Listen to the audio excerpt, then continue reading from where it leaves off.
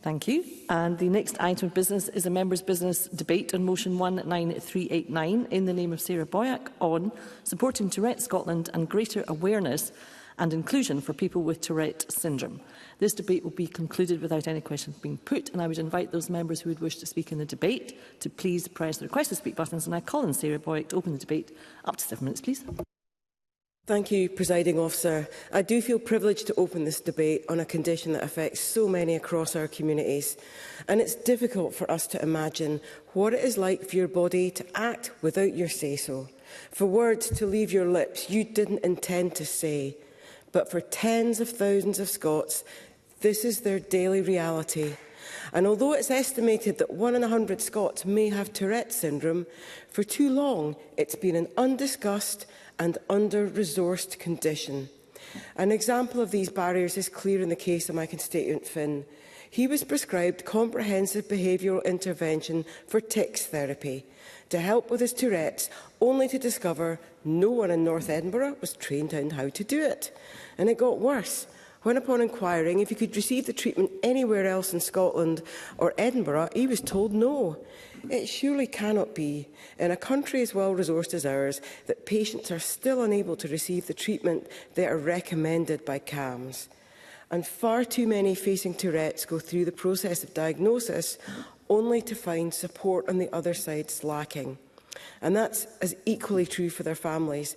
It's hard for parents to know when their child is at an early stage whether they are suffering from Tourette's and how to cope with a child who's not fully in control of what they say or what their body does.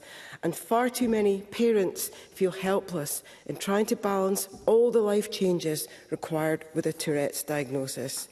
Often one parent has to give up work to look after their child with Tourette's due to disruptions at school, leaving a family with less income and stalled careers.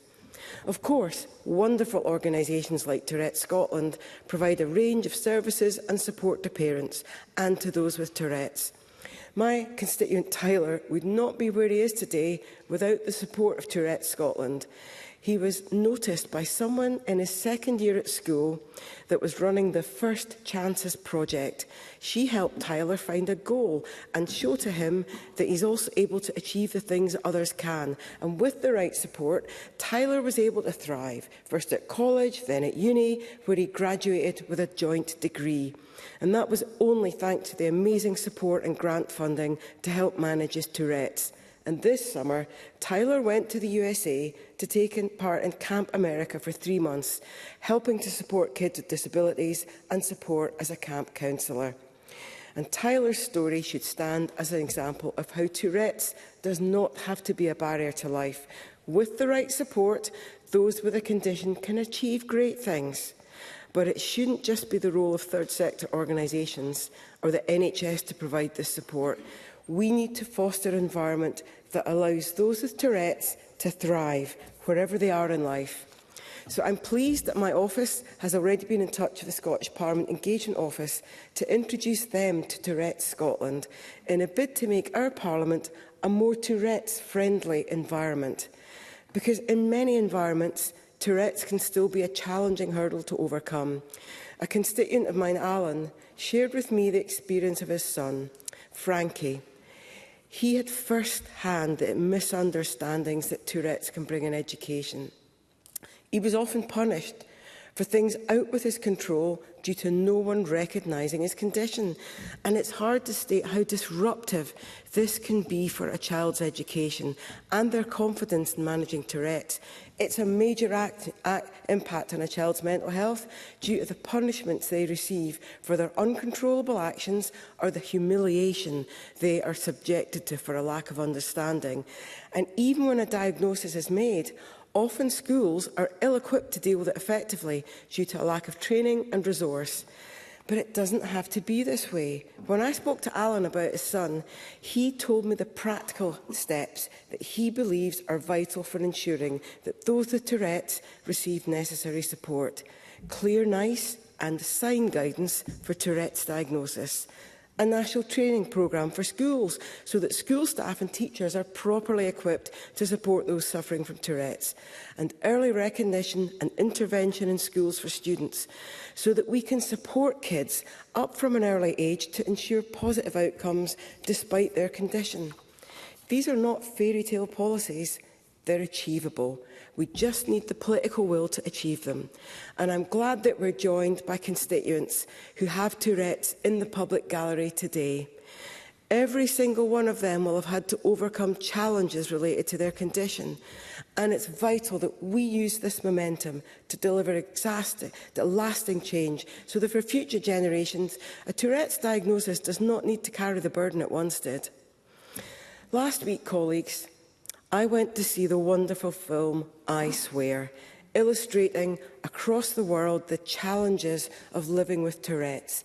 It's emotional, inspiring. It gives everyone an insight into the challenge people with Tourette's face. I think everyone should go and see it because it's a call for action. No child should see their educational attainment crumble in front of them because of a condition they can't control. No parent should have to give up work because the education system is unable to deal with their child's Tourette's. No patient should have to go through the ordeal of diagnosis just to find treatments thin on the ground or non-existent. And that's why I want to finish by calling on the Scottish Government to work with Tourette Scotland to create a national plan to increase funding for support services and to raise awareness across all parts of our society. This is not a utopia we're asking for, rather it's the standard that Tourette's patients and their families should expect and, more importantly, they deserve. Thank you.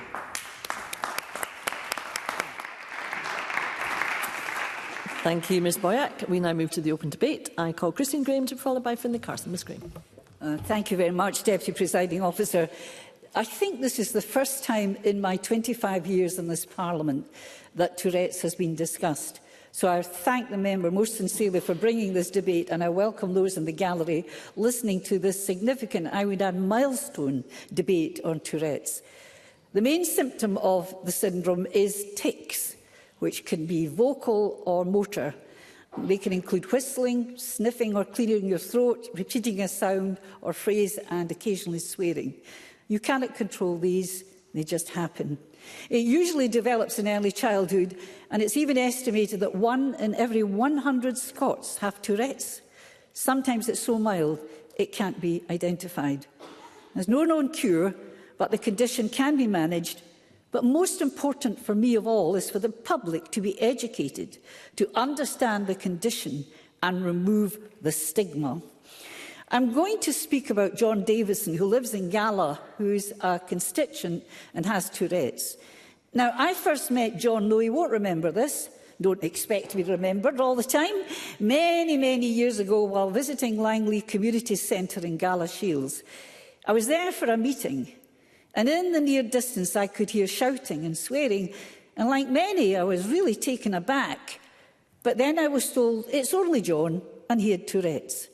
I'd heard of it, but not encountered it, so that was a first. Not much was widely known then and even now, so it's much misunderstood. People think it's terrible rudeness and express their distaste one way or another, but John has worked his whole life to change that. I think he became a reluctant poster boy for Tourette's syndrome when he was just 16. The little-known condition then previously described as a wild madness caused him to spasm and jerk, swear uncontrollably and shout explicit sexual phrases. To this day, he still works at Langley Centre, but has also been the subject of not a few documentaries, including 1988 BBC quotes, "John's Not Mad," close quotes. At the time when he brought Tourette's syndrome into the living rooms in a way that had never been done before. That has continued as a lifetime of advocacy to further publicise the understanding of the condition. So at the age of 30, there was, quotes, "The Boy Can't Help It," close quotes. That was in 2002. And another, quotes, "Tourette's, I Swear I Can't Help It," close quotes, in 2009 when he was 37. And latterly, as has been said, the new film I Swear, based on his own life, is a powerful piece of storytelling that reflects not just the challenges he has faced, but his determination and humour. He's made Scotland, indeed the UK, a more understanding, I hope, a more understanding place for people living with Tourette's. Now, none of this... Oh, yes, certainly. Emma Harper. Oh, thank you, Christine Graham, for giving way. John Davidson presented at the famous Wigtown Book Festival this year, and so I would ask Christine Graham if she would agree that his book, I Swear, and the TV, and then his appearance at the book festival is another way to raise awareness of Tourette's. Christine Graham. It is indeed, and thank you for the intervention. Now, none of this was for self-aggrandisement, just a determination to sweep away the misconceptions of this condition, to help others in the same position and support their families and wider public. Now, John's life is an example of how personal experience, shared bravely and honestly, because it must be tough, can shape public attitudes for the better. As I say, I've no doubt it's been tough for him and will continue to be so, and for others. And he's still dealing with the condition, and certainly there's still public opprobrium. But the new film I refer to ensures this message reaches a whole new public. So I thank him for all others for what he has achieved and will continue to achieve. And I'll say this, only he could have done it in this way, with determination, with dignity, authority and humour. Thank you. Thank you, Ms Graham. I call Finlay Carson to be followed by Pam Duncan-Glancy. Thank you, Presiding Officer. Firstly, can I thank Sarah Boyack for bringing this important members' debate to the Chamber today. I know her long-standing support and commitment to Tourette Scotland, and I'm delighted to make a contribution on this subject. Tourette Scotland has for decades been a lifeline for many, providing support, advocacy and education for individuals and families affected by Tourette syndrome across our country. From peer support groups to school training sessions, their work is tireless and transformative. Yet, despite these efforts, we know that many children and young people with Tourette syndrome still face significant barriers, particularly in education. Indeed, my eldest son, Hugh, suffered from a facial tic, and I know at the time, his mid-teens up to his late teens, it was very distressing for him. But my wife, Jackie, is a counsellor in Dumfries and Galloway, and was telling me that the Tourette Scotland were delivering training in a local school, but sadly only a handful of staff turned up. And the following stats I'm going to give you suggest that this training should maybe be mandatory. Recent data suggests that around 1% of children and adolescents globally are affected by Tourette syndrome. In Scotland, this translates to thousands of pupils, many of whom also live with co-occurring conditions such as ADHD, anxiety and OCD. Yet, according to Audit Scotland, over 284,000 pupils, that's 40% of our school population, require additional support for learning. Despite this, funding and training remains inconsistent and in many cases inadequate. This is not just a failure of policy, it's a failure of compassion. Presiding Officer, bravery can take many forms. It's not always about physical endurance. Sometimes it's about confronting and overcoming a mental condition. Performing live before tens of thousands of music fans at Glastonbury takes incredible courage at the best of times. But taking it to the stage just months after you reveal you have Tourette syndrome takes that courage to a completely new level. Step forward Scots singing sensation Lewis Capaldi. He admitted publicly that stress and anxiety can worsen his tics. Tics that are now a constant part of his life, albeit he's learning to manage them. Few will forget watching him during his 2023 gig when he stood alone on stage, unable to sing the words to his classic song, Someone You Loved. But if he was looking for an answer, he only had to listen as the crowd helped him finish the song. That moment was powerful, not just for him, but for everyone living with Tourette syndrome. Capaldi chose to go public to prevent speculation, such as people thinking he was on drugs before shows. Before his diagnosis, he feared that he had some horrible degenerative disease. Since then, he's undergone treatment and learning coping strategies. Importantly, he has become an advocate, inspiring thousands and highlighting the condition that affects nearly 300,000 people in the UK. Similarly, as we've just heard, the remarkable story of John Davidson, MBA from Galashiels. Many will remember the 1989 documentary, John's Not Mad. John was just 10 when his tics first appeared. Misunderstood, bullied and even hospitalised, he faced unimaginable challenges. Yet through resilience and optimism, he transformed his life and became one of Scotland's leading voice for Tourette awareness. His new book, I Swear, My Life with Tourette's has been turned into a feature film, as we've heard, and shines a light on the lived experience of those with Tourette's syndrome and how it challenges stigma and misconception. I know that Rachel Hamilton attended the cinema in Gala to see it, and everybody was laughing and crying, and it received a huge round of applause at the end. Presiding Officer, we must do more. We must have national guidance and consistent training for teachers and school staff. We need Tourette-specific content enabled in our additional learning support framework and mental health strategies. We must ensure communication is inclusive through British Sign Language and other accessible formats for those that have Tourette's often have co-occurring conditions.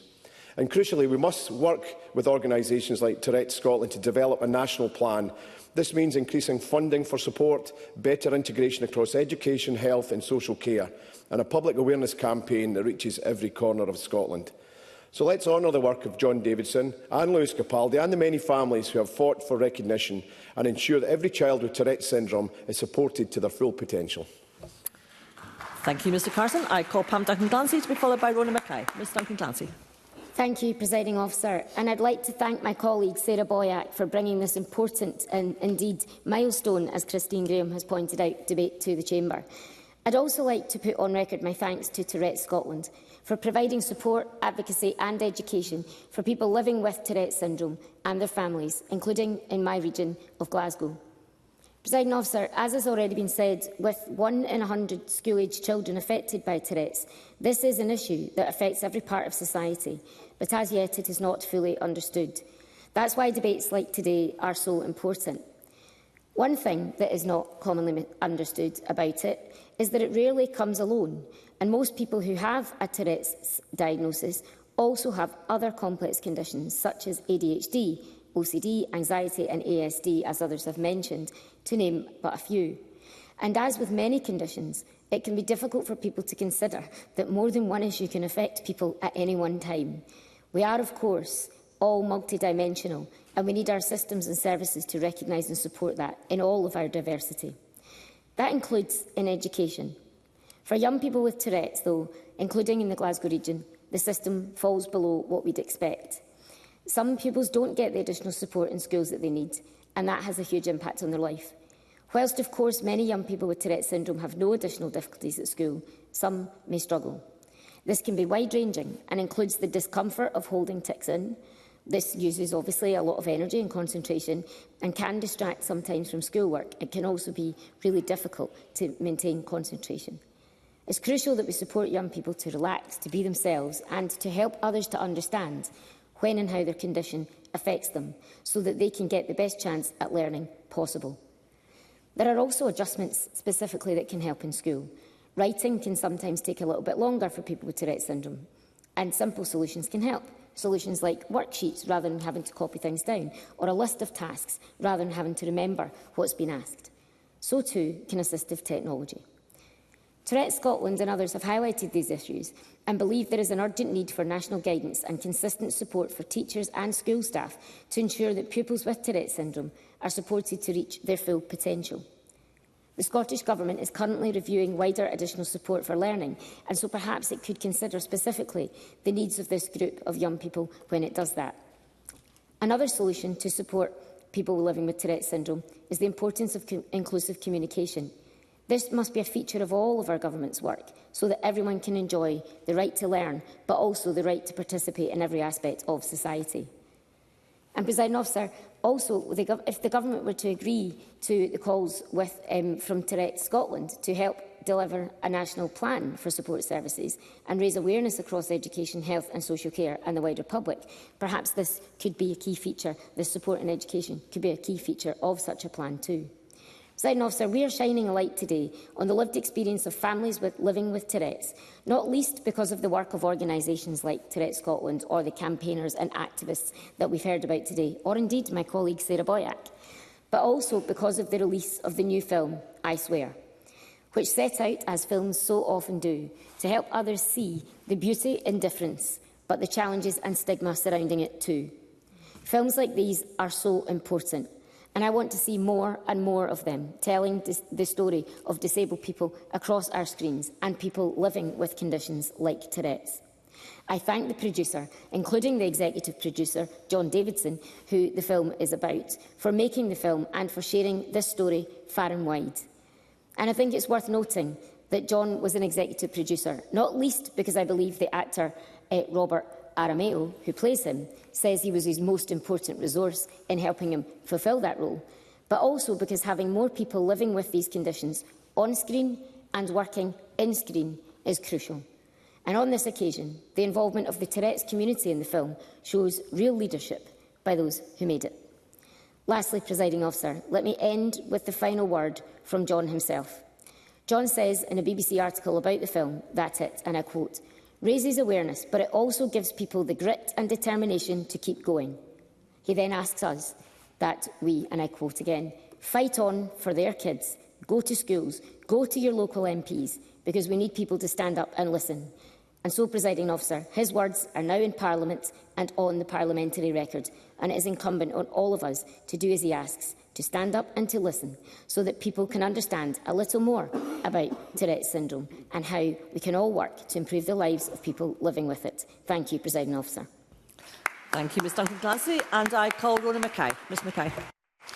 Thank you, Presiding Officer. Can I thank Sarah Boyack for bringing this debate to the Parliament, and I very much welcome the chance to take part.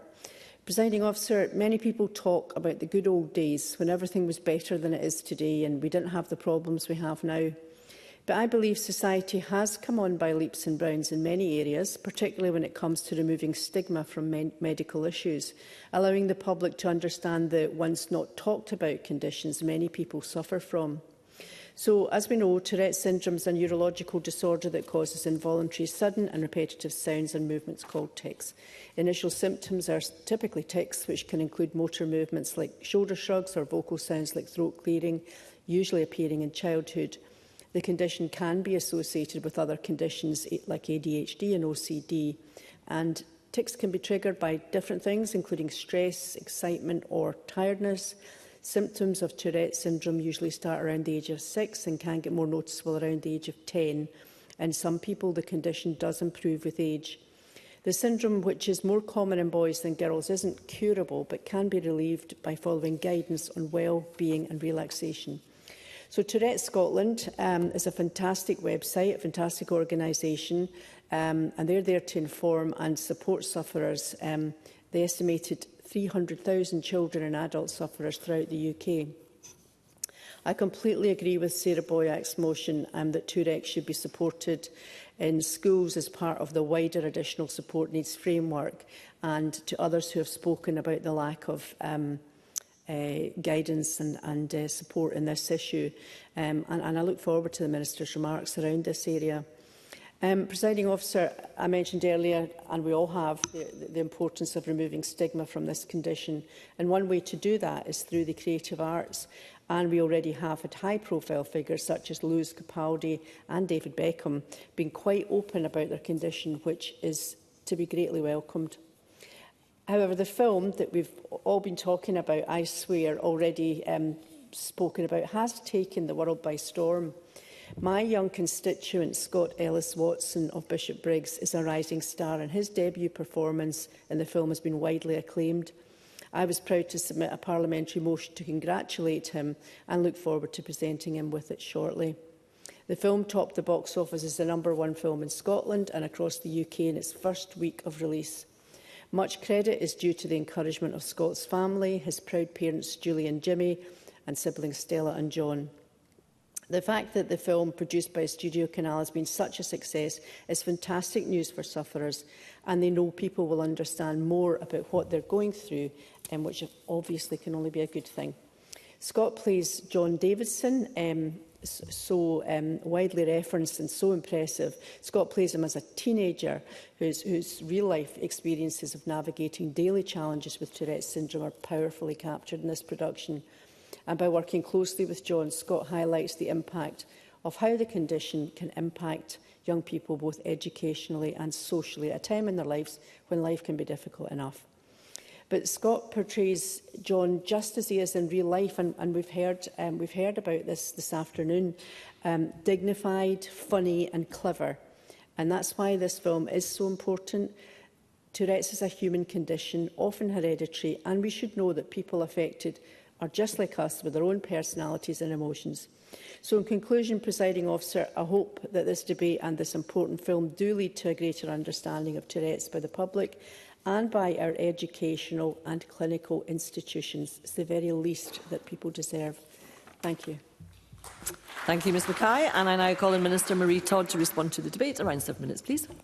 Thank you very much, Presiding Officer. I'm delighted to be able to respond on behalf of the Government today as we discuss the support available to people with Tourette syndrome and awareness of the condition. And I'd like to extend my thanks to all members who've spoken for their thoughtful contributions, and to Sarah Boyack for this really important, as my colleague said, milestone motion. My colleagues mentioned a number of their constituents, and I have to say it's very heartening to hear of some of the immense successes. For example, Tyler, who, despite having a challenging diagnosis with a lack of support available to him, has achieved huge success.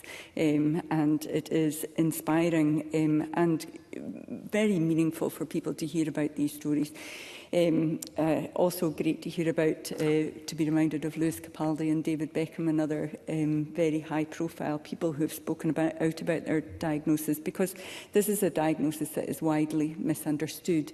It's been around for a very long time. Georges Gilles de la Tourette described it in 1885, but it took until the 60s and 70s for us to understand the neurological processes influencing the condition, rather than it simply being a behavioural condition.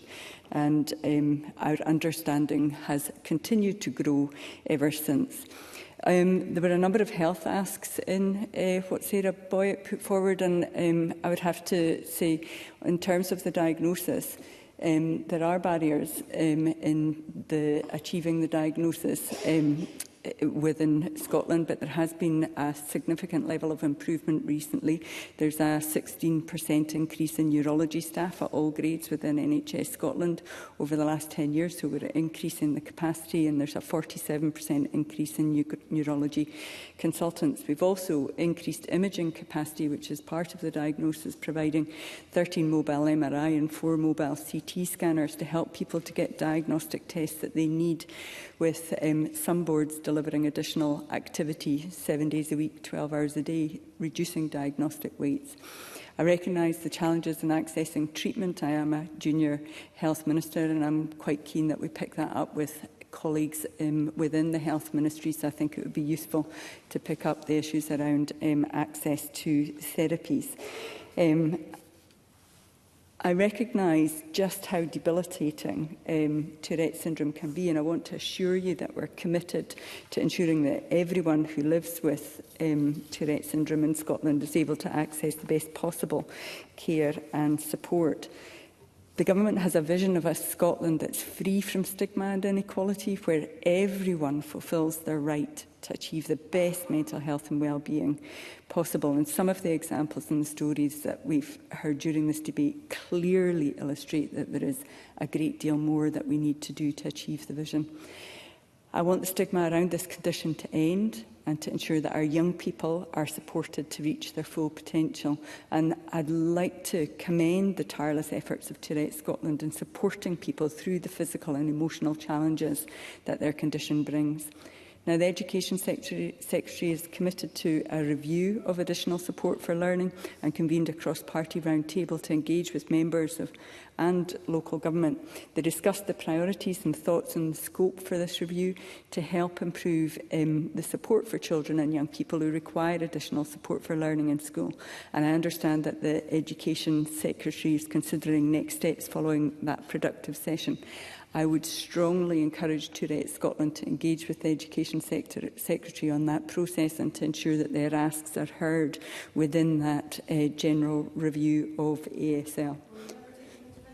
Certainly. Sarah Boyack. Can I very much welcome the comments by the Minister today about action that she is committed to taking forward.